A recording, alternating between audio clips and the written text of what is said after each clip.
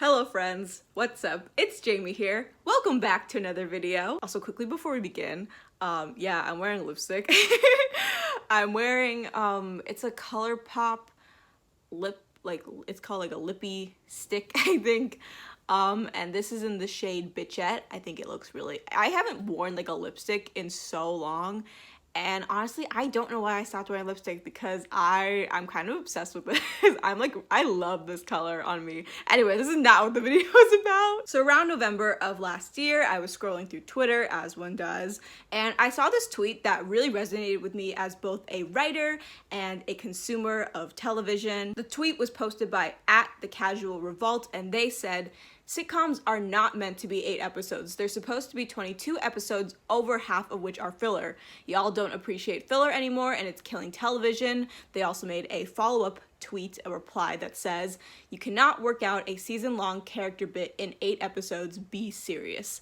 I don't remember if they said anything else, if there was like an additional part of like the thread that said anything else in pertaining to the subject, because this is the only part that I screenshotted, because this is the part that really resonated with me, but yeah. And this tweet really spoke to me because I feel like this idea can be applied to a variety of genres, not just sitcoms, because I personally feel like a lot of genres can benefit from having filler from time to time. You know, things don't always have to be happening in a show that are moving the plot forward. It's okay to like stop and like take a little break from the plot every now and then. Obviously, I have gripes with ill-placed filler or stories that market themselves as like, this is like a story, like we actually have a plot, but then it's like mostly filler.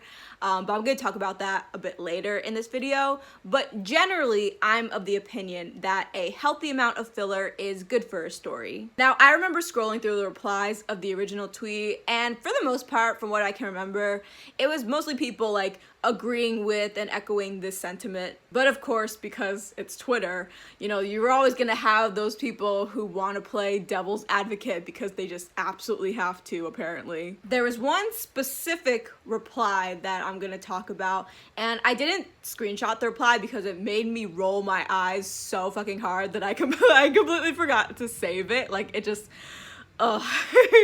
But it essentially like said something along the lines of, well, if the story can't be told in less than 22 episodes, then maybe the writers are just bad at their jobs, or maybe it's just not a good story.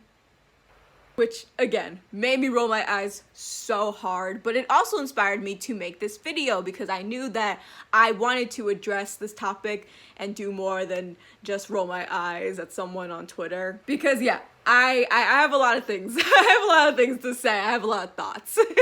Also, I'd just like to say that part of the reason why I'm making this video and why I plan to make other videos like this in the future is in part due to the WGA and the SAG-AFTRA strikes that are going on as I am filming this video. I think it's really important for people to understand that writing is a craft. There is a lot of nuance and skill involved that can only be achieved by human writers. Essentially, I want these videos to help explain that we should be hiring real humans to write stories and not AI, and that we should pay writers what they are worth because it's a craft. Now, as I'm recording this video, there's nothing that says that making a video like this goes against the strikes, but should that change as I am like around the time that I am planning to upload this video or other videos like this one, that I will adjust accordingly. But as of right now, I think we are okay. But in solidarity with the strikes, I won't be name dropping any films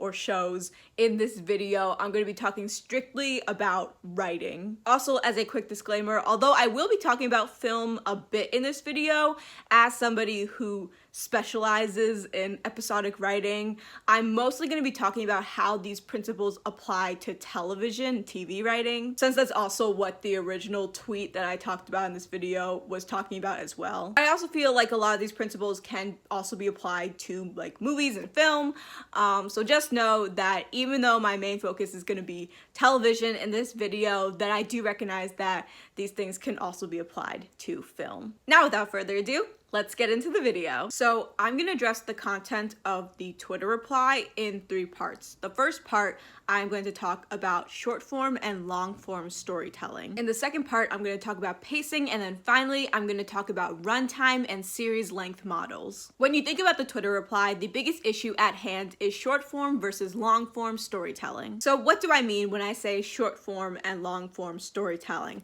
Also, as a quick side note, I'm not sure if this is how these terms are used within the industry.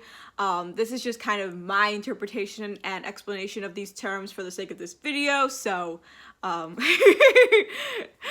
come at me if I'm not using the correct words to explain these concepts. But if you do know the correct words, I would love to learn. Please leave them in the comments below. When I talk about short form storytelling, I'm talking about anything that has few story beats. The story isn't lengthy, it's self-contained. For example, a novella, a short film, a limited series of like 6 to 9 episodes, etc., etc. I would even argue that an hour-long or an hour-and-a-half-long film could be considered short-form storytelling, considering the fact that so many films are extremely are like usually like 2, sometimes even 3 hours these days, and considering that a lot of films are a part of series or trilogies. So when I talk about long-form storytelling, I mean generally anything that is a series.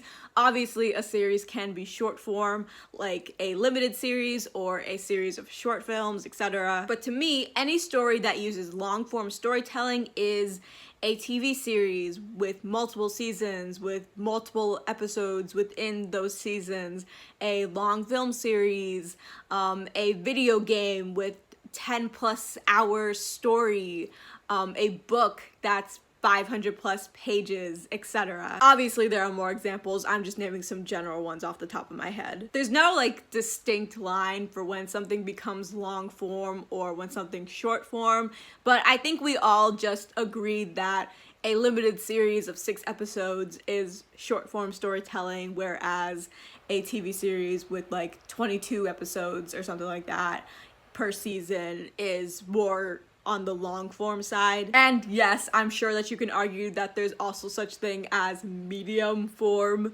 storytelling, but 1, that just doesn't roll off the tongue as nicely, and 2, for the sake of this video, we're just gonna focus on long form and short form storytelling. So what do I mean when I say that the main issue that's at the center of the Twitter reply is long form versus short form storytelling? It's because the reply was insinuating that a show with 8 episodes or a show just in general with a short amount of episodes has better writing and is then therefore inherently better than a show that is lengthier. So that poses the question, is one form of media better at conveying stories than others? Is short form media inherently better at storytelling? And the answer is, there is no comparing short form and long form media when it comes to what does the job better at storytelling. It all just comes down to what the individual story calls for, and it also boils down to what your personal preference is. If a movie that's an hour-and-a-half long feels rushed, or a show with 22 episodes per season feels drawn out, the issue isn't that short form or long form is better or worse. The issue at hand is pacing. The reason why book series and video games are often poorly adapted in film is because book and video game story beats are fundamentally different than film story beats. Unless a book or video game is specifically written with a film structure in mind in their own story, the story beats aren't going to line up the same. And although the story beats of books and video games can be more accurately accommodated for in television, that doesn't always guarantee a faithful adaptation either, because books and video games aren't constrained by the same run times as film and television. I've seen books that are between 800 to 1,000 pages long. There are video games that have 20+ hours in story gameplay. So the idea that if a story can't be adapted into a different medium, into a more condensed medium, that that somehow makes the original story a bad story or not well written is wild to me. And for the record, this doesn't just apply to adaptations, this applies to original stories as well. To say that an original story that needs 22 episodes per season of a TV series is not as well written as a show that has 12 or 9 or even 6 episodes per season is just fucking ridiculous. Not all stories are created equally. For example, stories within the fantasy or sci-fi genres often require more world building and often have a lot more characters than comedies or dramas. Now, you may not like shows or movies that require long run times to tell their stories, but then just say that. Just say that that's your preference. To try to insinuate that a show with 22 plus episodes per season or a 2-hour long movie, that they're inherently worse than their shorter counterparts just because you don't particularly like those formats is absurd. Any story has the potential to be bad for any reason.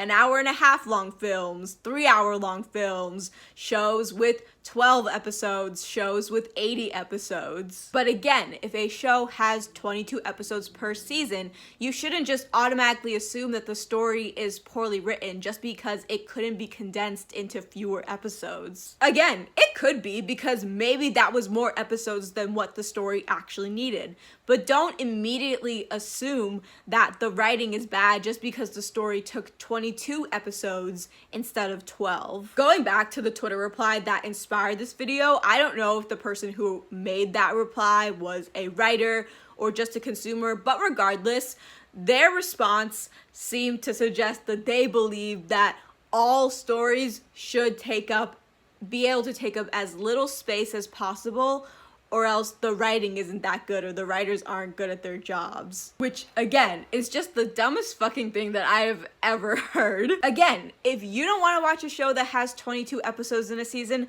just say that. You are well within your right to not watch a show with that many episodes in a season, but you don't have to be a jackass about it. Alright, for this final part of the video, I'm gonna talk less about the original tweet or the reply that I was talking about in the beginning of this video, and I'm more gonna focus on just a general, writing thing that really irks me. So as you guys may know, I actually meant to mention this in the beginning of the video, but I forgot, so I'm mentioning it now. I'm a playwriting and screenwriting major. I actually graduate this upcoming spring, so I've almost completed the program and my college degree. So as a playwriting and screenwriting major, I basically live and breathe dramatic writing and all that it entails. And one of the things that we've talked a lot about in my classes is structure. Act structure for films, episodic structure for television, which would then lend to discussions about runtime and series length models. And here's where we get to the part about that thing that irks me. I hate runtime and series length models. The reason why I hate them is despite usually being labeled as models, they're really more so used as rigid parameters instead of simply being guidelines or models. And look, I get it. I'm not saying that an hour and a half or 2-hour models for film or 22 or 12 episode models for TV series don't work. They do work. They work all the time. But I just hate the idea that all stories are going to fit neatly into these models because that's just not true. And personally, I don't think that that's fair because for me, I just want to write. I don't want to think about how many episodes my story should be until I've written all of them as necessary. I just don't like the notion that we should have to decide on the amount of episodes a series should have before the story is even written, because what if the amount that's decided on isn't what the story needs? What if it needs more episodes? What if it needs less? I just feel like runtime and series length models put constraints on stories that don't fit neatly into one specific model, and then the writers must then either compress the story or fill time in order to meet their given parameters. Hi, if you're wondering why we have changed locations, it's because the room that I usually film in is being occupied right now by my grandparents because they came over. So we are in my actual room right now. I don't usually film in here because it's kind of messy, but it's actually not too bad right now, so Sorry, this is this is where we're gonna be for the rest of the video. Yeah. I can acknowledge when runtimes and series length models can be a good thing. For example, when there are things that need to be explained more, there are characters that need to be developed more, or on the flip side, the writers are kind of wasting a lot of time, there's just a lot of filler and the story isn't being moved along, so they kind of need a bit of a kick in the ass to kind of be like, oh yeah, let's get to the story. But just because I don't think it's a good idea for a story to drag all the time doesn't mean that I don't think that there shouldn't be filler in stories, just like the original tweet that I talked about in this video was saying. Filler doesn't just have to be useless fluff. Filler can help us get a better understanding on the characters and their backstories and develop relationships between characters without necessarily having to move the plot forward. But sometimes filler can just be fluff too. Like, listen, sometimes we just need a beach episode because we just need a beach episode, and that's okay too. I think that as long as the filler to plot ratio isn't so unbalanced that there's more filler than plot, I think that most stories are going to be okay. Obviously, I do think that there are cases where there can be a greater filler to plot ratio, like in sitcoms, for example. But if there is going to be a greater filler to plot ratio, I feel like you really need to make that clear from the jump, and you also need to consider what genre and tone you're going for. Because let's just say that you're writing a sitcom about working in a coffee shop and it's literally just about the shenanigans that go on with working in a coffee shop, having to deal with customer service, that kind of thing. It's a lot more acceptable to have filler in a story like that than, let's say, a gritty whodunit murder mystery. Like, if that's the story you're going for, like that's what you're selling your story as, again, it's like this dark murder mystery kind of thing, but instead of actually like working on the mystery, your characters are going to like the beach in every episode. Like, you got to be cognizant about that kind of thing. Genre and tone are everything when thinking about your filler to plot ratio in your story. It's also really important to consider timing, because I know that there have been many cases with shows, particularly as somebody who watches a lot of anime, where, you know, you're in a really like important, intense, possibly also emotional arc. Maybe there's like a battle, there's a fight going on, and you know, you're really psyched, you're really hyped for the next episode, and then the next episode comes out and it's a beach episode. There is very much such a thing as ill-placed, ill-timed filler. You really shouldn't be putting a filler episode that has nothing to do with the story in the middle of a very intense and emotional arc and storyline. But just because filler may not always be handled or executed the best, I don't think that that should mean that it shouldn't exist at all. Personally, I feel like filler is important because I don't think that every story doesn't have to be a race to the finish line. Like, sure, maybe there is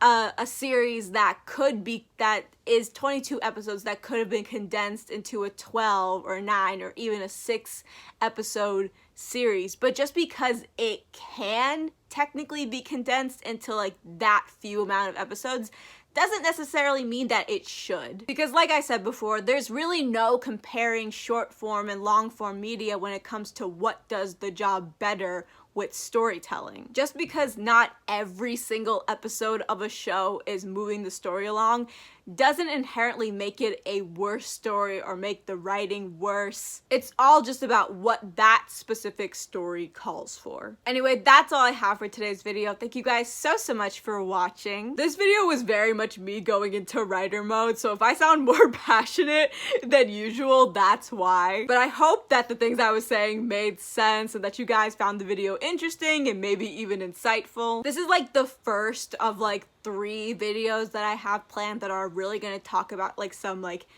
nitty-gritty like writing stuff. So I hope you guys are excited to hear me talk more about this kind of like writing stuff. The next video is going to be talking about dialogue, and I think it'll be coming out next month, I think. I have to check my schedule, but stay tuned for that. Once again, that's all I have for today's video. Thank you guys so much for watching. I upload Wednesdays, Fridays, and Saturdays, except when I don't. And I will see you guys in my next video. Bye, guys.